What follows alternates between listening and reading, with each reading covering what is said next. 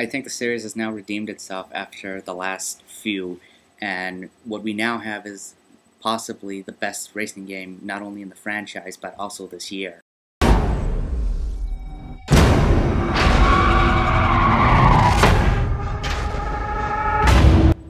So, obviously what I'm talking about today is Need for Speed Shift. I only looked at this one on the Xbox 360, but it's also available for the PS3, PSP, and PC. This one is interesting because EA said that they now are splitting the Need for Speed series into different developers. So this is the first game to come out using that formula. This one's from Slightly Mad Studios. These guys were responsible for the GTR series on PC, which is a heavy simulated-based racing series. As it is, they brought over some of those ideas from GTR into Shift, and Shift is actually better because of it. It's not, but with that said, this is not a pure racing sim, but it's not a hardcore arcade game like, say, Undercover or Pro Street. This manages to strike the balance right between the two. So, if you wanted one or the other, you might come out a little disappointed with this, but as it is, I mean, what we have is something interesting. I mean, the game controls fine. You can customize controls if you want. So, if you want to find that balance. When you start off career mode, though, you are prompted with a one-lap race, and while you're doing this lap, the game will determine what's best for you, like your difficulty rating, your damage modeling, and how the cars handle. If I'm right, the cars handle are casual, normal, experienced, and simulation, which is pure 100%. But if you're not happy with the settings, you can retweak the settings if you want in the game's option menu.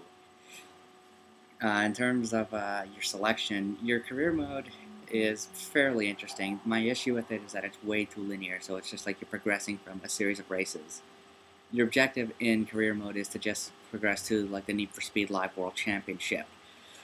So you're going through a segment of races. Some of your race types include your standard racing and time trials, but they've also included stuff like time attacks, which is you against a couple of other racers, and whoever posts the best time is the winner. There's one-on-one racing, which is between two different cars manufacturers. So, for example, one of the races you go through has a Ford GT against a Dodge Viper.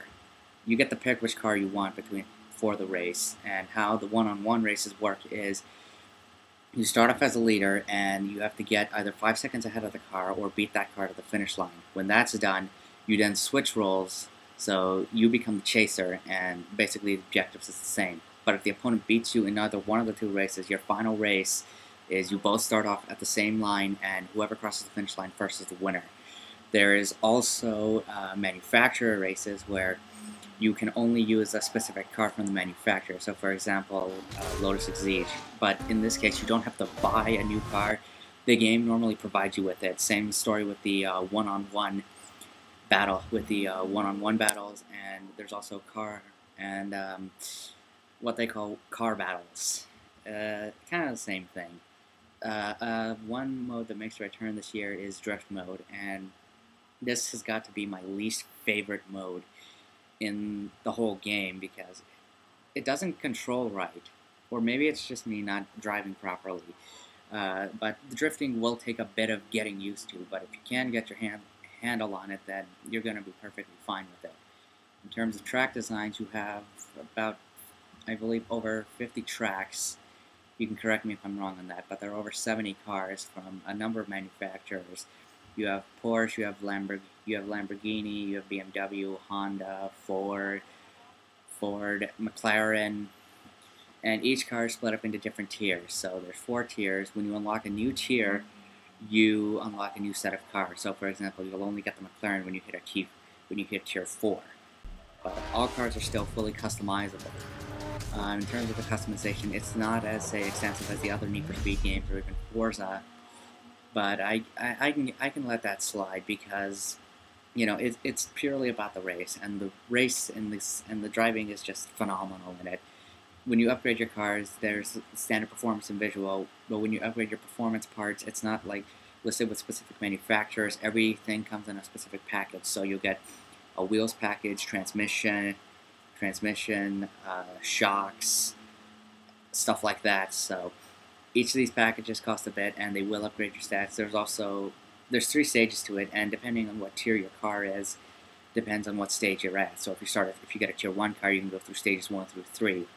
If you get a tier 3 car, you can only do stage 3. There's also aerodynamics and stuff exclusive to that car. So, for example, the BMW I'm driving has the ability to use nitrous and drift. As for my Audi R8, I can't do anything with that. So each car is specific, and you might want to pick what cars you want for the specific race. But as I said before, for some events like the drifts or the manufacturer races, the game will provide you with the cars. You don't have to buy them. So I like that part. Also, when you're racing through your events, the game is determining what type of driver you are. So you'll be it's split up into like 2 bars, which is one is precision, one is aggression. And precision is basically following the little racing line, doing clean overtakes of other cars, hitting the speed threshold, doing clean sections, stuff like that. As for the aggressive side, you'll get points for that by drifting by your opponents, knocking them out, doing dirty overtakes, which is basically hitting them and then driving by. You can also flip the enemy's car, flip the opponent's cars, or knock them off the course. And all these numbers are calculated, and it does determine what type of driver you are. These also determine your driver level. So even if you don't win a race, you're still going to get points for it, and will increase your driver ranking. The max ranking you can go up to is 50, and each time you unlock a new level, you'll be granted with new stuff like invitations to a Need for Speed Live, Need for Speed Invitational event, or money bonuses, or unlocks in terms of visual upgrades. Getting back to like the upgrades part, when you upgrade your car visually, it doesn't cost you anything. So I like that part. So it allows for a little more kind of customization and more experimentation with the way you want your car to look. So that's a plus. But when you're racing through events, you're getting these stars, and these stars will determine which events you unlock, and you have to get these stars in order to unlock new tiers. So there's your standard ones for podium finishes. So depending on your position, depends if you get like 1, 2, or 3 stars. There's also the points threshold. So basically, you have to get a specific number of points in an event in order to get those stars. And then some will have their own unique settings. So for example, one race will have you perform a clean lap or be first for one entire lap to unlock the stars. So this will keep you on your toes, and it does make the races a bit more interesting. So the only other thing I should mention is this presentation. This is easily the best looking and sounding Need for Speed game I've ever seen. The car models are 100%, to me, 100% accurate. And the damage modeling is actually very well done. But the best thing about the graphics itself is the first-person view when you're actually driving from the cockpit. It feels really realistic, and you actually feel as if you're driving the car.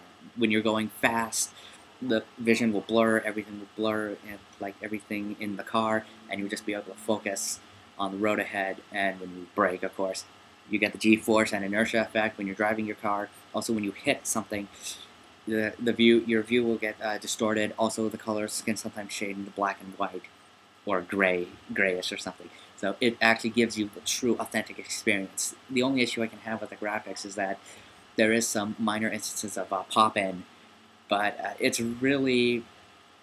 just a minor nitpick in the game. In terms of its sound, the cars sound fantastic. These sound like really loud, kind of almost jet engines in a sense. Also, when you're going fast and you're hearing the car like really loud and rev up, you almost get the feeling that you're going to be out of control.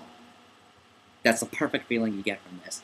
This is why it's got to be one of the best driving experiences I've seen. So, as I said, this is the best, not only the best driving game I've played this year so far, this is maybe easily the best Need for Speed game in the series. I definitely suggest you check this out, even if you're not a fan or if you've just gotten out of the series for a while. If you need more information, go check out the official website. Also, Metacritic has more reviews for this title.